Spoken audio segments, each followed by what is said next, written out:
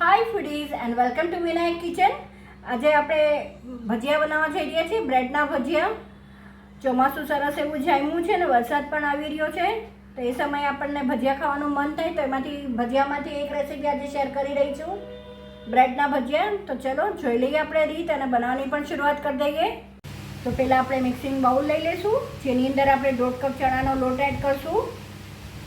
ચાળીને લેવાનો છે જેથી લમ્સ ન આવે એમાં. સાથે આપણે એમાં 1/4 કપ ચોખાનો લોટ એડ કરશું, જેના કારણે ક્રિસ્પી અને સરસ બને. સાથે આપણે ચીલી કટરમાં ટમેટા છે એ લીધું છે, એક મોટું ટમેટું લીધું છે મેં, એ એડ કરશું. સાથે કેપ્સિકમ એક મોટું લીધું છે એ એડ કરશું. આ કાંદા અને કોથમરી સાથે મેં ચોપ કરી લીધા હતા, એ એડ કરશું. એક મોટો કાંદો લીધો છે મેં.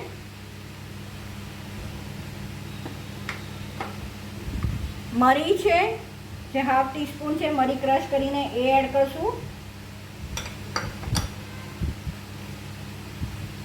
ચીલી કટરમાં ક્રશ કરેલી રફલી ચોપ ગ્રીન ચીલીસ છે, જેને સ્પાઇસી ખાતો એ એડ કરી શકે. સોલ્ટ ટુ ટેસ્ટ, હળદર એડ કરશું. તો હવે આપણે બધું મિક્સ કરી દઈશું. આપણે પાણી એડ કરતા જઈશું અને મિક્સ કરતા જઈશું. આપણે આમાં 1/2 કપ પહેલાં મેં પાણી એડ કર્યું છે, મિક્સ કરી લઈએ.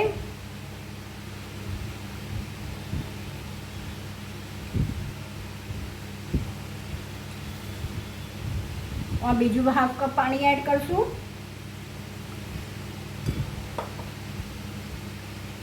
મિક્સ કરી લઈએ. તમે જોઈ શકો છો ઘટ એવું ખીરું થઈ ગયું છે રેડી. તો આપણે આને 15 થી 20 મિનિટ રેસ્ટ કરવા દઈશું, જેથી ચોખાનો લોટ પણ પલળી જાય અને સાથે વેજીટેબલનું બી નીકળશે પાણી, એટલે થોડુંક લૂઝ થશે. તો ચલો હવે ઢાંકી દઈએ.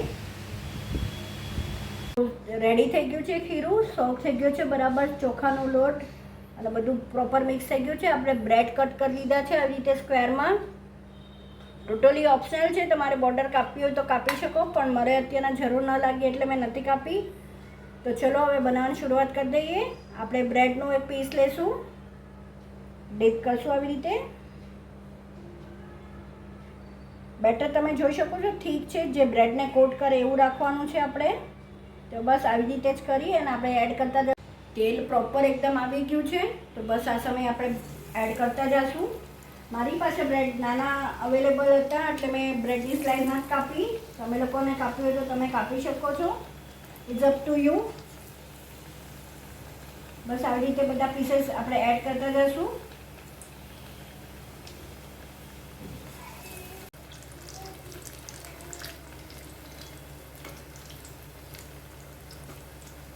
ભજીયા બહુ જ સરસ લાગે છે અને ટેસ્ટ મુજબ તમે તમારા ટેસ્ટ મુજબ ઇન્ગ્રેડિયન્ટ્સ તમે બતાવ્યા જ, પણ તમારા ટેસ્ટ મુજબ તમે બધું પ્લસ માઇનસ કરી શકો છો.